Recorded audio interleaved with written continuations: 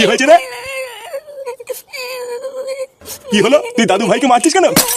মারবো না তো কি করবো? পুজো করবো নাকি? কেন, দাদু ভাই কি করেছে? আবার জিজ্ঞাসা করছো কি করেছে? চোদ্দাটা কালকে হারান কাকার আম বাগানে নাকি বসে বসে বিড়ি খাচ্ছিল।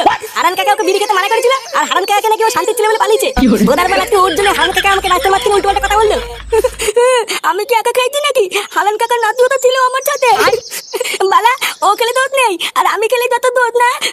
কি বলি চোদ্দা? যত বড় মুখ নেই তত বড় কথা। তুই দাদু ভাইকে বকিস কেন এইভাবে?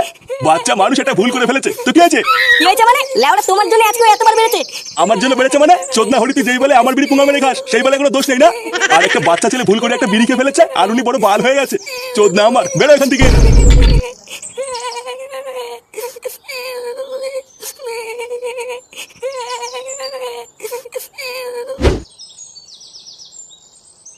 নে, এই চোদনার জন্য আর কতক্ষণ দাঁড়িয়ে থাকবো?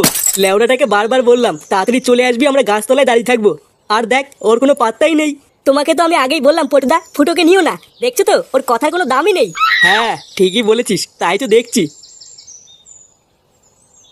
কিরে, তোরা তো দেরি হলো কেন? লেওড়া দেরি হলো কেন সেটা শুনে কি বাজিবি, নাকি যেখানে যাও সেখানে যাবি?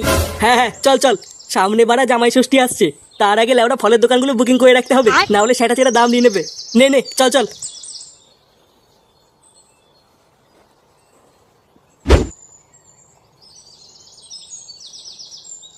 বালা ঢ্যামনা বা শুধু আমাকে কথায় কথায় থাপায়। লেওলা আমি কি মন্দিরে ঘন্টা নাকি যে কথায় কথায় এতে বাদি দিয়ে যাবে? ওই বালিতেই বালার দাবো না, দেখবো কি করে থাপায়।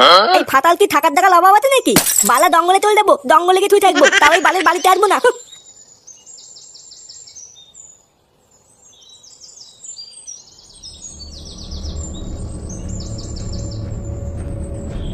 এই গাল মেলেতে এটা মোবিল না? হ্যাঁ, এটাই তো মোবিল।